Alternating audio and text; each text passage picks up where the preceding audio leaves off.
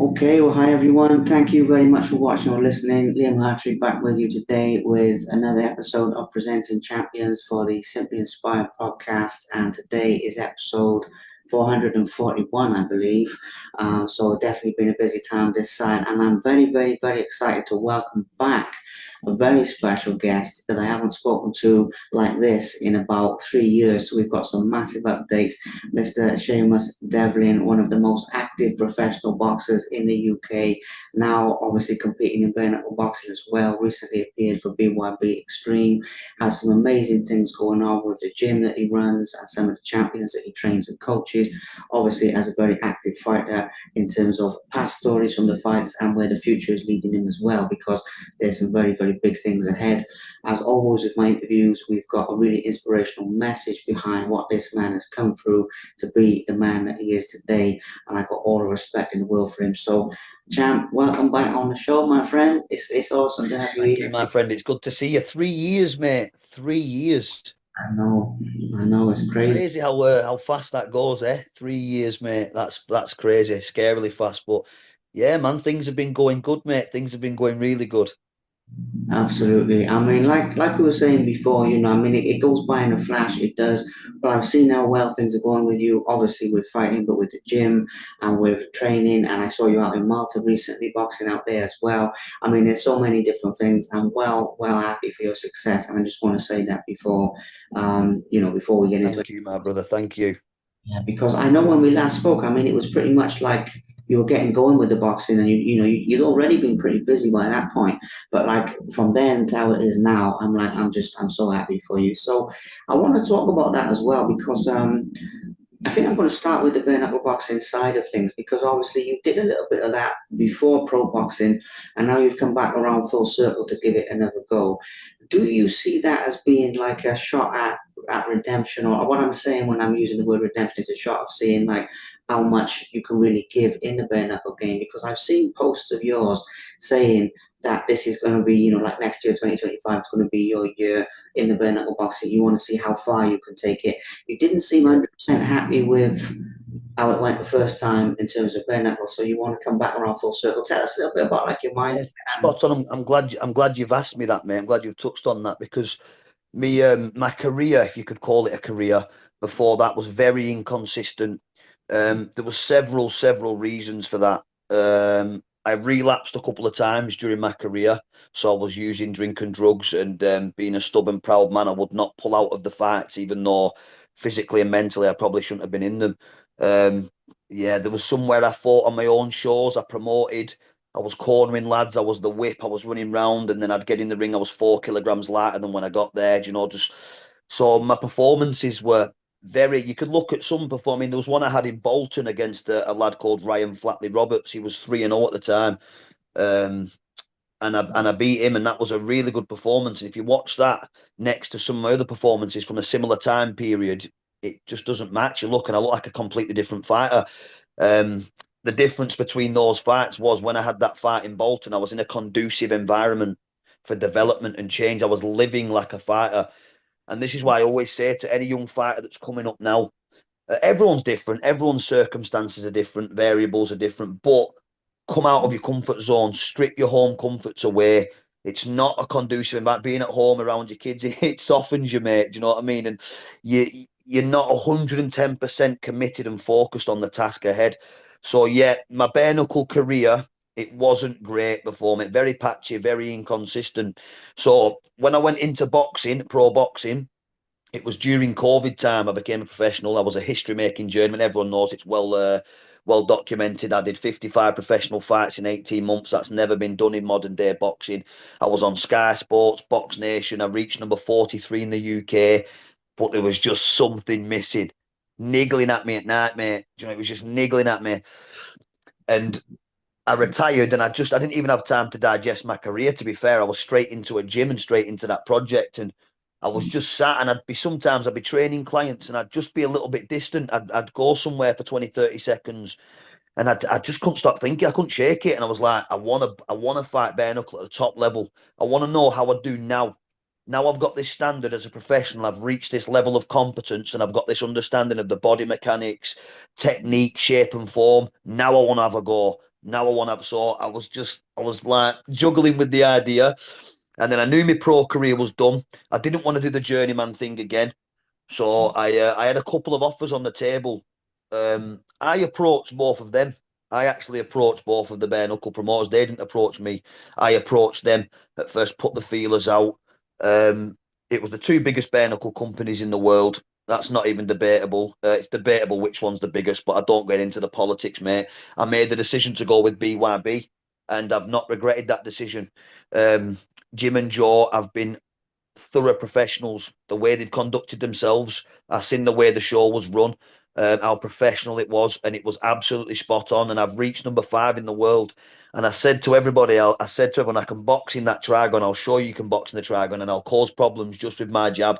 And I don't know if you've seen the video, mate, of me folding him up with that jab. But I told everybody before that, mate. And like I say, I'm number 5 in the world now, and I'm going for that top 3 spot. But there's a couple of guys there in that division from 145 to 155 who are just the tasty, mate. You've got Martin Reffel, the rebel. I don't know if you know him. Maybe a good interview for you. He's um He's he's on here. cut that cloth. Shout out to him, by the way. Sorry to cut him, but yeah, I've Oh, it's all good, brother. interviewed him. Yeah, a couple of years ago now. We might need an update there as well. But big shout out to him as well because he's doing big things. I just wanted to say, yeah, absolutely. Amazing fighter, and just a different breed. You've got like LT, James Canella, guys like that. These are the guys I inevitably, eventually want to be in with, and I know I can cause them trouble. I know I can cause them trouble. I don't think I know I can cause these guys problems, mate. I know I can. LT is like he's just a different level. He's a different. You have to be physically and mentally on a different plane if you're getting in there with him. That's my opinion. That guy's a different level. You only have to watch the Barry Jones fight to see that. There's some absolute killers at the top, but I just know in time with the right camp and the right people behind me and the right mindset, I can cause an upset to these people, mate. I mean, I was 7-1 underdog against Pash Rafai. I think he's the GB team top coach. I think he's the coach for the GB top team down in London with Brad Pickett. So I think there was a lot of buzz behind him. But I showed everybody this is bare knuckle, this is boxing, this is still Marcus of Queensberry. You can clinch and want to, but you've got to be able to get the back of my head and clinch me and keep me there. You know what I mean? I'm not just going to stay there. And I know because people kept going into that, oh, well, they can clinch you. Well, good luck grabbing my head and keeping me there. I'm going to have an answer for it. Do you know what I mean? But what a rush that Trigon is, mate. What a rush. Strange shape, mate. Really strange shape. But yeah, amazing. So the bare knuckle, mate, I'm at the top now. I'm in the top position, a top 5 with a top firm, and I'm excited what the future holds, mate. I sincerely am. Absolutely. I mean, this is part of the reason we're getting you back on as well. As you've been doing all these things, but it also seems like the best is yet to come in a lot of ways. Like what you're saying there, I believe that. So I'll be cheering for you in those future ones. I also wanted to mention. I'll come back to that now, but I also wanted to mention like your mindset as well, because obviously being in there at that level, is faster, it's sharper, it is different in a lot of ways, and obviously then you're not in the journeyman mode, I mean, you're not in the on the road and all of that type of stuff. And I'm saying that, by the way, other journeymen watching this, no disrespect, because you guys are the backbone of boxing. I mean, a lot of guys are a lot more skilled than what the record's showing. There's so many things I could say about that. So I'm not saying that, but in terms of the mindset now, you've gone into like a more competitive mindset to do this. Can you talk to us a little bit about those shifts as well and what's been going on up here in that way? This is why I like your interviews, my man. You touch on there's a lot of I've got a podcast myself, and I've been trying to touch on the psychological aspects and the things that people don't really talk about because they're directly acquainted with weakness in some way. So that's a brilliant question, that, mate, and I'm glad you've asked me that. It was really hard because if you think I've gone nearly 2 years now, tucking up behind my gloves, moving round, slowing the prospect down, feinting, getting behind the jab. I've gone in there with the idea that it's okay to lose, and sometimes we're paid to lose, mate. That not every journeyman had that, but sometimes that did occur. So the idea that it's okay to lose, that's with you for 2 years, and you're now in survival mode, surviving, utilizing the ring space, ring generalship. So when you get into that mode, for example, when I slip and roll, get behind the shoulder and I pivot, and I'll give it the old Billy Joe Saunders. But if you actually look, there's an opportunity there to attack. But we're not been doing this in the gym. We're surviving. So to shake that survival instinct in your head and that mode that you've had for so long, for a couple of years, is hard. it's really hard. And there was a couple of times during that contest where I had to wake myself up and say, listen, you can get this guy out of here. Step on the gas now and put the right and get him out. But my corner, rightfully so, shout out to Jack. Jack Dugdale, he's my British and European champion, but he's also my corner that night. He said, do not start letting your backhand go. Don't let him catch you with a check left hook. It's not broke. Don't fix it. You're cutting him open with a jab. You're hurting him with it. Stay behind the jab. I'm glad in a way I did, but looking back now, I'm a little bit wounded because it wasn't a fan-friendly performance, and I'm not here to just win. But what people need to understand is my back was against the wall at 36 and a half years of age, a gym owner who just had a bad experience in Malta. People were thinking I was finished, mate, after Malta. I know they were. Even close friends and family were saying, I thought, like, you're done, you're finished. And I wanted to show everyone. So for me, it was about winning that. It was about showing everyone how technical I can be, and it was about how technical I can be and winning the fight. And that's what I did. But that beast that's rattling the cage, he's going to come out. I'm going to let him out, make some walking around money. People, they don't, honestly, I'm not bigging myself up. People haven't seen it. Um, when I get, people have seen it in the gym. I don't do it that often because I'm not a fan for whatever reason of having gym wars too often, mate. I believe you need to limit them. But people have seen it in the gym when I've got sparring partners, three fresh sparring partners. They've got MMA gloves on, and I've got 16-ounce gloves on, and I'm putting my sparring partners away. Do you know what I mean? Although I'm walking them down and they're hitting with MMA gloves on, I've got that dog in me. Do you know what I mean? My resume speaks for itself, but I haven't shown it in the bare knuckle game yet. I want my eye to be swollen shut. I want to be cut so I can wipe it, lick it, look at him, and walk him straight back down. That's what I want, and that's what I want to look back in a few years' time and go, I had them wars. I don't want to look back and go, what a great performance, but I played it safe. I mean, so I'm looking to have some wars next year, and it starts February 1st in Wales. Absolutely, absolutely. And that's what I always say, champ. I mean, no regrets. You're saying about the psychological side. I mean, at the end of the day, like you're saying, one of the things that fascinates me about all this, it's between you and the other guy, but it's also between you in a lot of ways. And it's like at the end of the day, when you come out of there, as long as you've got no regrets, and don't get me wrong, like looking at this now and looking at like combining the experience you've got, the mindset you've got, the heart, the things you've been through, I know you can go right to the top with this, but all that matters in the end as well is coming out there and saying, you know what, like I give it my best. And it's the same thing with anything in life. It's the same thing with like even something nothing to do with fighting. When I come up here to Cyprus and stuff, it's the same thing. It's like, look, am I going to take this opportunity, make the best of it? It'll either work or it won't, or am I just going to wonder what if? And it just comes down to that. Like you've got to give it. I'm not going to sit there and wonder what if. I'm going to give it a go. And it's like Give that. it a go, 100%, 100%, man. And you look back now, you'll look back what your hindsight's fascinating, and you look back and you'll go, I'm so glad I took that plunge. I mean, it's like I do my little reels of my content, and one of the reels is like a little compilation of motivational speeches, and one of them, I think it's a scene from a film when he says, when it's scary to jump, that's exactly when you jump. And Yeah. I've learned so much from that. When my subconscious and instinct would tell me, stay safe, you're okay. No one's challenging me sat in my front room watching Netflix. There's nobody challenging me, mate. It's safe there. But never did I have an opportunity to fall onto my lap then. You've got to take the plunge. You've got to take the dive. If it fucking falls short or it don't work out, so what? What an experience that was. Do you know what I mean? You went out to Cyprus, you rolled the dice, and you took the plunge, my friend. Do you know what I mean? But you are there. It has worked, and there you go. But you've got to take the plunge. You've got to. You can't just go out mindless, and you've got to have a little bit of nous about you. But as long as you have a bit of nous about you, a bit of rationale, you'll be fine. You've just got to roll them dice, mate. You've just got to take the risk. Absolutely, and that's something else, by the way. I got all the respect in the world for yourself because you're developing as a person. You're not just developing as a fighter. You're developing as a person, which leads me into something else as well. Because obviously, when we spoke last time, we were talking about like the recovery. Some of the addiction stuff and some of the things you've been through. And I remember some crazy stories from that of you like living in a garden shed or something and being like really Yeah, and then obviously to where you are now.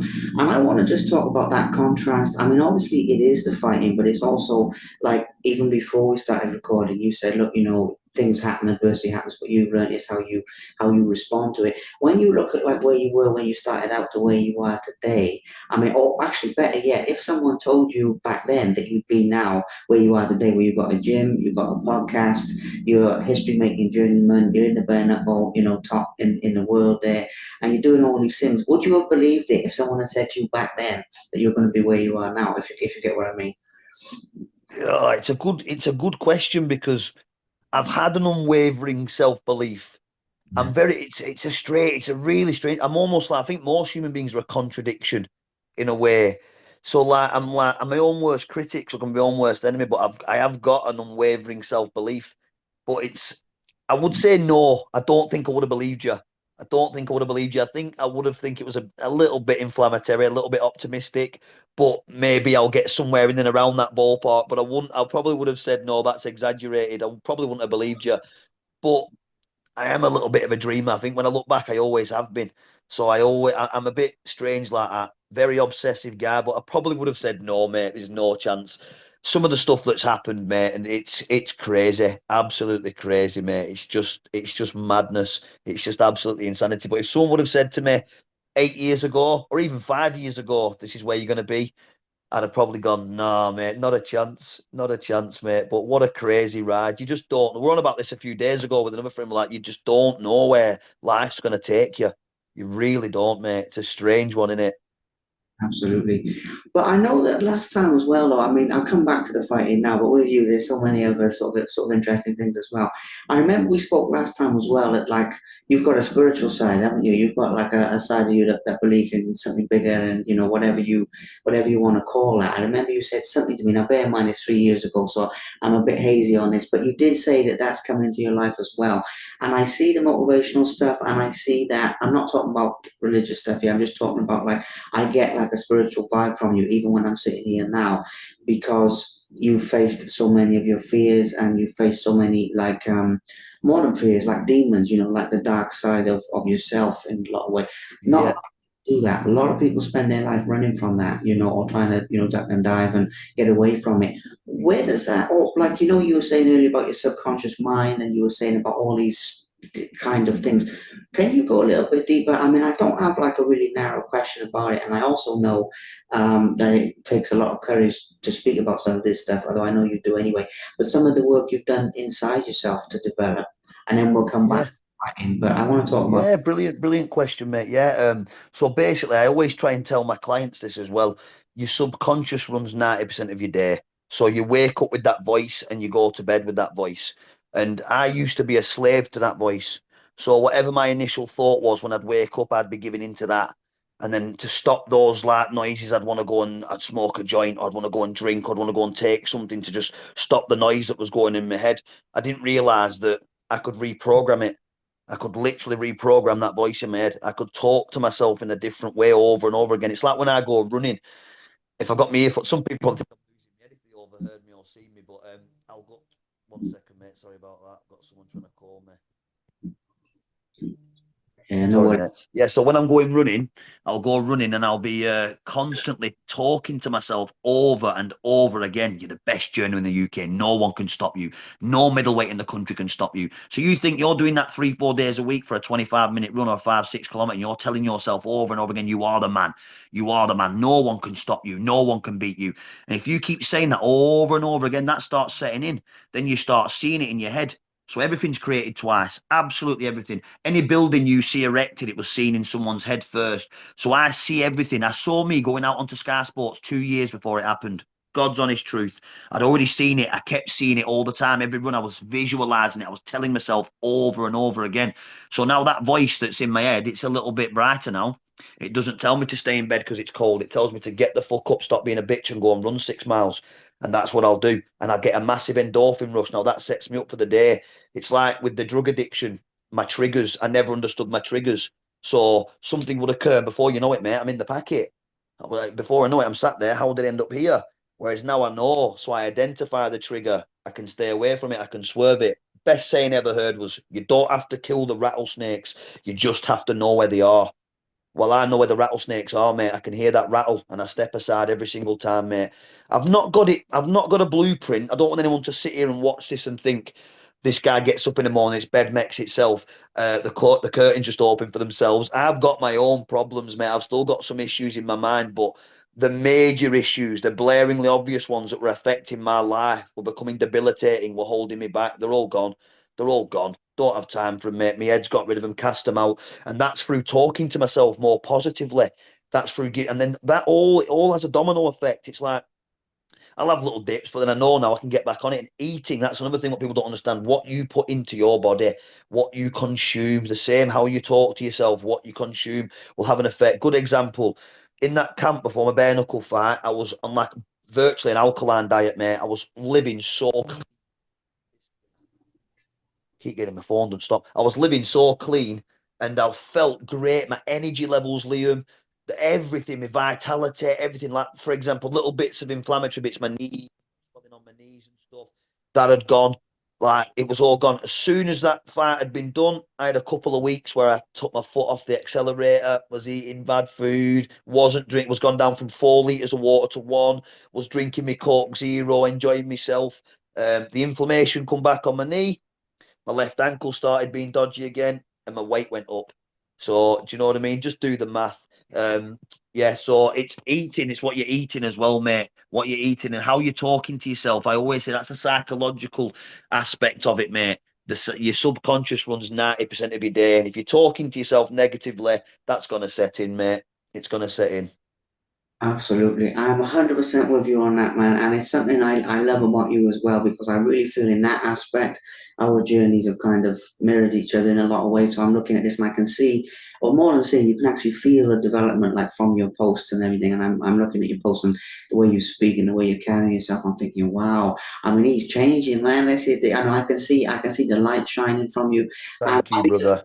I've been doing the same. I've been doing exactly the same. What you say when you talk to yourself is probably, well, it's definitely more important than what other people say when they talk to you. And a lot of the times we talk to people, 100%. and it's like, if we spoke to our friends, any of our mates, our family, the way we speak to ourselves, a lot of the time we wouldn't even have any mates anyway. And it's very important, because they just run up. True. Oh, you're talking to me like that. But then, oh, yeah, okay, they would never tolerate it, but we tolerate it with ourselves. And I've With been ourselves. Yeah. Yeah. Very interesting. recalibrating it, what I say to myself. And it's funny when you get into it how much of it is like basically subliminal, like what you were saying. You're so used to thinking it, or you're so used to hearing that voice, you don't even notice. But like Don't it's even know. kind of always there because it's familiar. And then the other thing I've been doing as well is a lot of the meditation, like breathing stuff and all of that side of things, because you don't have to do it like just sit there. I mean, you can do that, but even when I'm walking or, even when I'm in meetings, just remembering to breathe and everything. And it ties into, this as a fighter, but also as a coach now, that, when you have like young amateurs and they're starting out, they often hold their breath as they throw a punch and they tire, twice as fast. You have to get them breathing right and all this. And it's like, Yeah.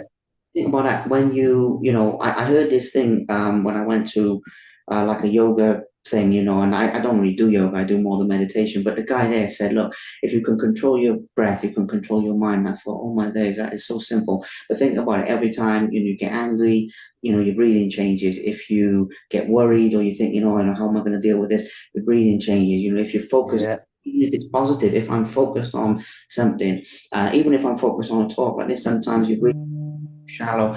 And I found that instead of your breath controlling you, when you start to control it, also I've noticed my mind has changed a lot.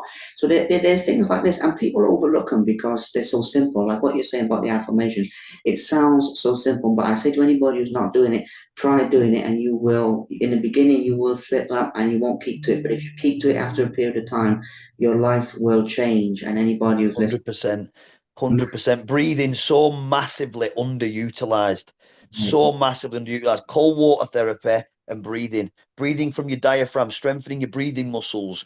I've been doing a lot of research on it. I've actually got myself an oxyfit as well, which strengthens your breathing muscles. And I've been doing a lot of research on stuff like that. But so underutilized, mate. So underutilized how breathing and meditation go hand in hand. And I used to always think meditation being like sat in the middle of a room, and it's not. There's many forms of meditation. One that I'm the most interested in at the minute is I don't know if I'm pronouncing this correctly. Is it Reiki, yeah, touch, pressure yeah. points? Really? Yeah, yeah. So I'm starting to look into that because um I've started to realize as I've got older that nature creates a problem, it sorts it out. Where you don't need synthetic stuff, and just look at anybody that has been going down that road, the pain for it now. So yeah, I'm interested in meditation stuff. You're a fascinating guy as well, mate. That's why I wanted to do this interview. I've had a few offers and that recent, but no disrespect to them. It's just yeah, a little bit generic and stuff. But I like the line of questioning, mate. You're a good interviewee, so yeah, yeah, I love it, mate.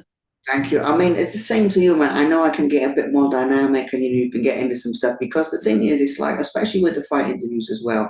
I mean, I've done more than 400 of these, and the thing is, after a while, you do get I'm not going to say bored, but it's like when people are talking about the weight cuts and talking about some of the very mundane things. And don't get me wrong, I love hearing the fight stories, but then you'll see me go off into other things when I'm doing like the long distance runners and I'm coming back. Then I've had a few of these people with the meditation and stuff on the show to try and help like people's mental health and all of this type of stuff. And then I come back to the fight and then I go off and I'm very dynamic like that. But coming back to you, with the fighting side of things, I do want to touch on the boxing as well, and some of your achievements there because you've achieved a lot, and I do want to touch on like basically which ones are your favorites. I mean, you made history, Sky Sports. You were in there with some great names. You did all of these things, and I know you speak about it a lot, but I don't want to go through the interview and kind of overlook that as well, especially because from sitting from my side, when we spoke 3 years ago to now as well, what you've achieved just in boxing. I mean, I know you said Yeah, there was something missing, and there was more, but even if you look at just at that, it's amazing. What are some of your personal highlights, favorite memories, favorite moments? easy, mate, easy. My first one that's right up there was boxing on Box Nation against Joe Laws, Joseph Laws. He beat Hennessy Jr. He put Stephen McKenna on his arse. Yeah, that was a thrilling 2 or 3 rounds that lasted for. And Joe actually FaceTimed me after my bare knuckle win.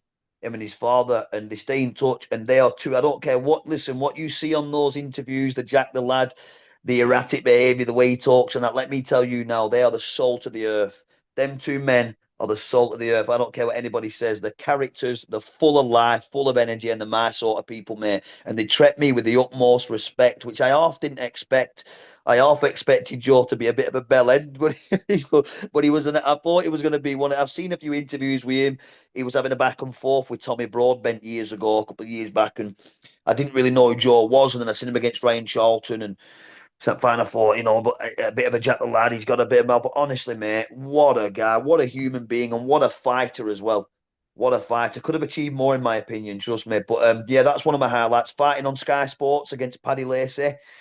That was another highlight. Shout out to Paddy Lacey, Liverpudlian. Love the Scouse, mate. Love the Scouse. The Scouse and the Scottish, my two favourite bunch of people, mate. That was another great, great highlight. That met Liam Smith, Johnny Nelson, Dillian White, Barry McGuigan. I was sat having my lunch with Tom Stalker and a few other people. It was a mint experience, mate. Um, so they're my highlights. Like I said, I got to number 43 in the UK, in the hottest division in the UK for me, super middleweight. I boxed Leon Willings, who went and boxed Ben Whitaker.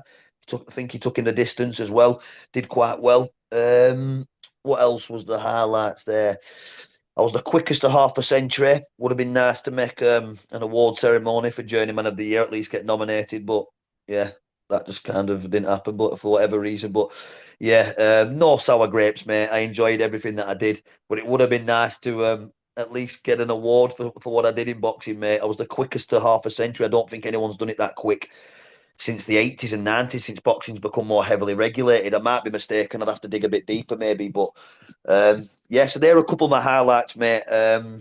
Amazing. What an amazing career, mate. Short, short, very short. Like I said, I didn't even have time to digest it all.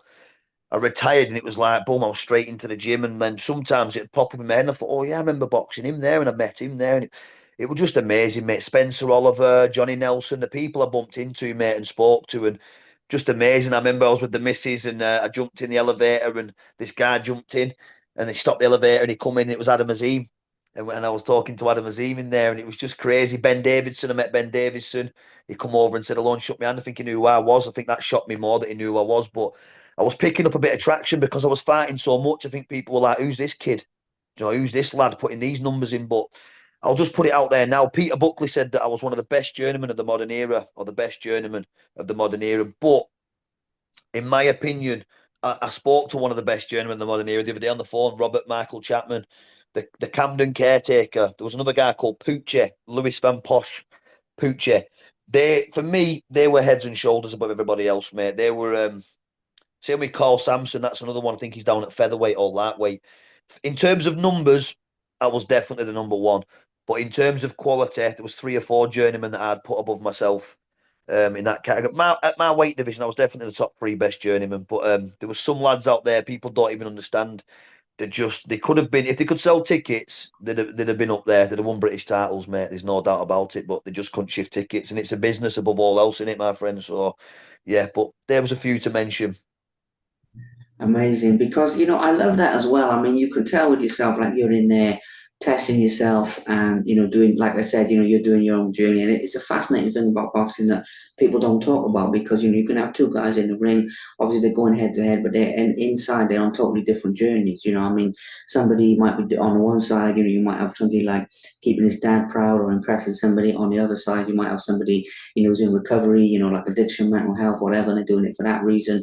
You might have somebody else doing it for something else. I mean, it's like, you have two guys at totally different journeys, and I am going to say as well, on a sort of spiritual level, which is a weird thing to hear with boxing, that's somebody's soul in there. It's not just their body in there, and they're on their own journey of, you've got nowhere to run, nowhere to hide. So then you figure out what you're actually all about, and it's something that fascinates me no end. So I wanted to give that a mention.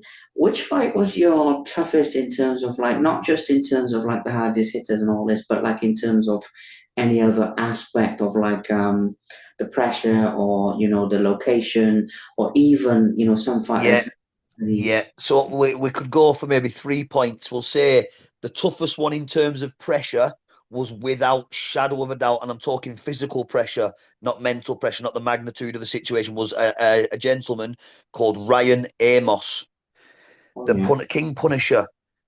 yeah. Absolute monster, mate. He was on my chest for four threes. He didn't let me breathe, and I don't know. I sometimes look back. I don't know how I got through that. I don't know how I got through that. He ended up getting a draw with Jack Flatley, who was the former English champion, and fought Nathan Heaney for the British. That tells you he's a decent operator, getting a draw with Jack Flatley. He was the toughest in terms of pressure. Um, the toughest in terms of pressure up mentally, the magnitude, I'd say the Sky Sports one, fighting Paddy Lacey, it was six threes, it was on Sky Sports. Then we ended up a float fight as well. So there was a lot of stress and pressure there, and I was quite drained.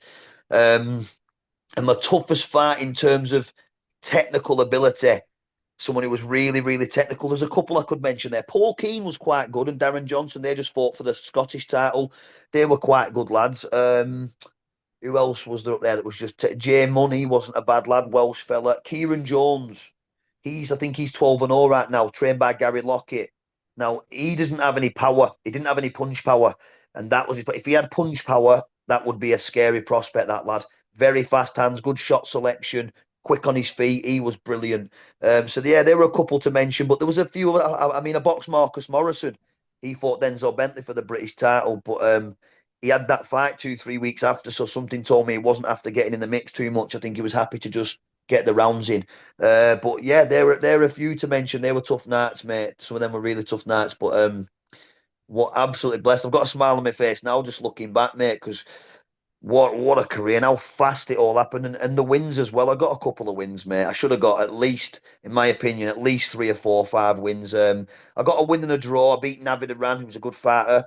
Um, I got a draw with James Albert. I thought I should have maybe got the nod on that. And there's a couple of guys with RBO international titles and Scottish titles and Celtic titles and English titles who I know I beat, mate.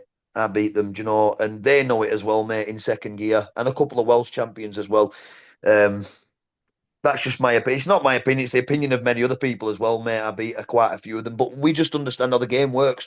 And a lot of them were too good for me, mate. It just is what it is. But what a career! I was so blessed, mate, to be in the position I was in. And shout out to Curtis Gargano as well.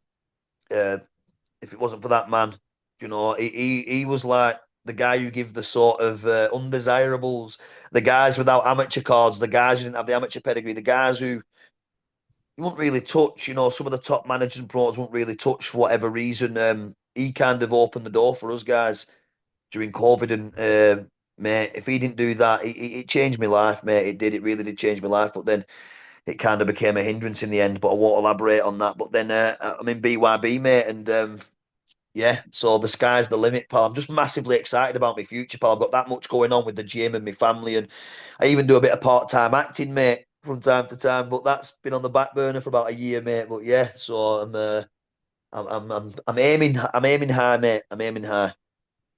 Absolutely, mate. I mean, the sky is the limit, absolutely 100%. And that's why I want to get you back on is, is you're continuing to develop, like I said, as a person. And there's a lot of little things as well as the big things. I mean, I see posts with you of like, I saw one recently, you said something even just about traveling, even just about going on holidays with your families a few months ago, where you just said something like, words to the effect that you never traveled that much before. And now you've become quite well traveled, you're going around some different, and there's lots of little things like that. And I'm thinking, what a change and what a growth process. And this is what I believe, man, is people have this potential inside them. We just got to learn how to bring it out. And the other thing I'm going to say, controversial this is, but I'm going to say it, our era is obsessed with youth and doing things, and obviously you're still a young guy, but then you're looking at this now like at 30 whatever you are. I mean, that's young, yeah, but in sports terms it's older. And it's Yeah, like you're doing the bare knuckle stuff now, and you're doing this, and I'm thinking, well, what we've got is we've got a lot of pressure in the world now to achieve something by 22 or 24 or whatever. And that's right. Forbes under 30, and you see like, and I'll tell you something as well, it's like a lot of people who achieve it, something that young, first of all, they struggle to maintain it, but even if they do maintain it, that's fine because that's their journey. But a lot of people develop at like a different pace, and you're looking at this now, and you've had chapters of your life from addiction and all that stuff, to being a top journeyman, to being a bare knuckle, to having a gym podcast, Yeah. and then obviously it's going to go on from here. So I also think in a way, you're showing people that it's never too late as well in a lot of ways, because a lot of people think that. I don't want to forget, because the last couple of things, and we'll wrap shortly because I've got to go just after the hour, but I do want to mention the gym. Most people will know this, but I think it's absolutely amazing. You were saying about Curtis helping you and all this, and now you're help whatever happened there was between you and him, but now you're helping other people, and you're contributing to them, and you're passing on your knowledge, and you're passing on your life knowledge. Can you tell us a little bit about the gym, who you got in there, and what it means to you to be like a positive influence in their lives in that environment? I'd like to talk about that. Yeah, yeah. So at the gym at the minute, I'm almost also before we go any further, I just want to give a big shout out to my sponsors as well. I have to remember them all. There's quite a few. So John Dillinger, who runs the biggest security firm in the UK, an absolute gentleman and a governor, one of the hardest men in the UK. What a top guy! Massive shout out to him. Anya Gillett, my masseuse, absolutely top notch. The best hands in the business, mate. I'm telling you, she keeps me injury free and agile during camps. Also, Scrap Cars Recycling UK, the Martins, top bunch. Trevor Abraham, Brave Faces UK. They're mint people, mate. Non-profitable charity organisation, and they work with men's mental health, and they're an absolute top bunch.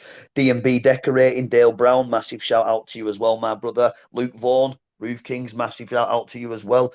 Apex Solutions, David Duckworth, shout out to you, my brother. See, I'm not punchy, mate. I can still remember all these. I don't have a piece of paper in front of me either. But yeah, I just thought I'd give them a shout out before I go any further, and I forget. So yeah, in the gym, I've got Jack Dugdale at the minute. It's one of my hottest prospects, Jack. He's the British and European champion for two different promotions.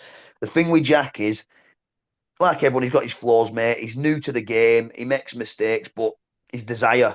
That's why I love his desire to train, his desire to get up and put the graft in and do the rounds and do the sprints and travel to another gym. He loves it. It's almost like I've found a similar version to myself.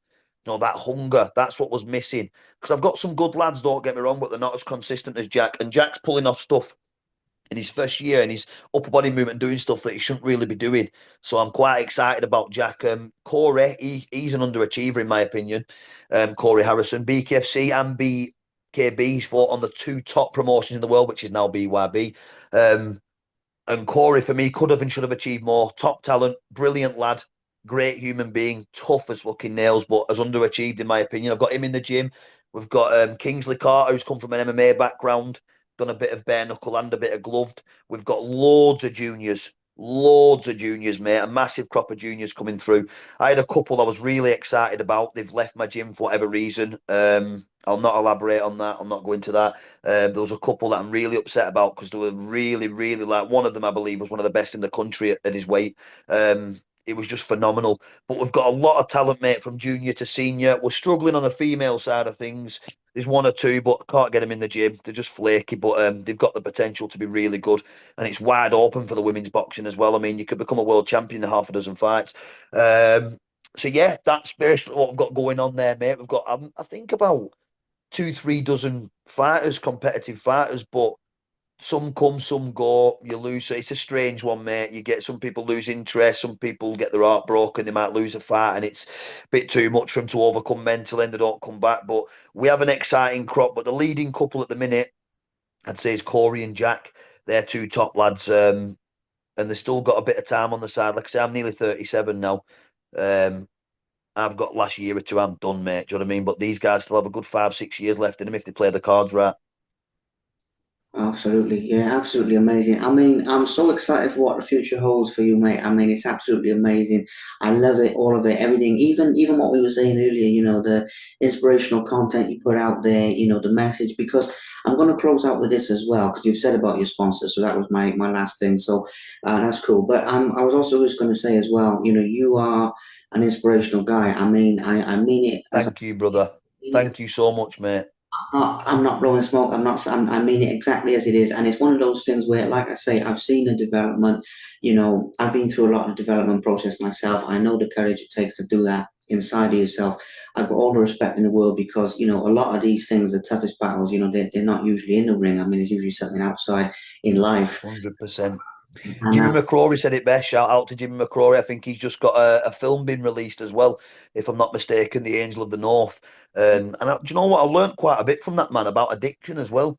I learned quite a bit about addiction. I used to look at it as soon as I would get free from drugs, I would say I was an addict, past tense. When Jimmy made me see, no, you still are, son. You're just one that's in remission. And I learned a lot. I learned a lot from Jimmy. I did. I learned a lot from Jimmy. I just went off then and lost my train of thought. I can't remember what I was going to say now.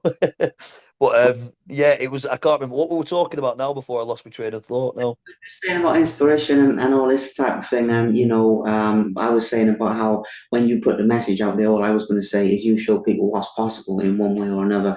I want to give that shout out to Jimmy as well because I got all the respect in the world for him as a fighter, as a oh, man. he's class, mate. He's class. But I think he's done a lot of developing himself. Do you know, as a person over the last few years, I've seen that on Facebook. But I lost my train of thought. There was something I was going to refer to. But yeah, I learned a lot from that man, mate. And a lot about addiction. So yeah, top man, just have to give a shout out to Jimmy. But thank you so much for having me on, mate. It's been an absolute pleasure, mate. I was buzzing when you contacted me. Like I say, I did an interview with before, so I knew your interview style and your line of questioning, and absolutely brilliant, mate. And it was an honour and a pleasure to be back on here, my friend. I mean that. Absolutely, absolutely. It's the same for me as well. I mean, I've wanted to do it for a long time, and I know, I think we were going to do one again, weren't we? When I was still back in the UK and I had too many things going on. But it's happened now at the right time. Everything happens at the right time, and 100%, Liam. to have you back on here. And yeah, I mean, I tell you what, we'll do one more as well.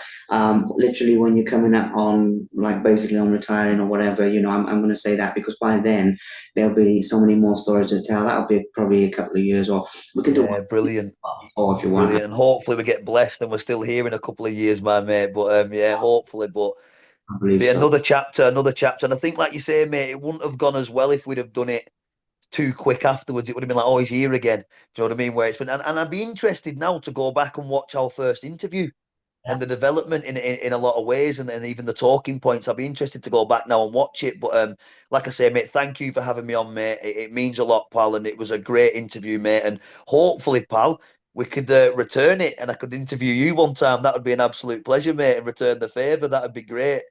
Yeah, that would be awesome. And funnily enough, in the new year, I've got a few things sort of on the cards where that's going to come into it. Again at the right time now. And it's funny, I've been talking about that the last couple of weeks. I've had an offer, one other offer as well, which I'm probably going to do in the new year as well. So yeah, we'll talk further about that. But definitely, I think that's going to be on the cards. Thank you again. Enjoy the rest of your day, my friend. And I've got to shoot now because the day's Thank you, brother. Same, mate. My phone's going crazy. all right. No worries, my brother. Much love, mate. Much love to the family as well and all your loved ones. Same, man, mate. God bless, mate. Much love, Liam. See you, pal. See you soon. Take care. Ta-ra. Bye God now. bless, mate. God bless. God bless. Thank you very much for watching.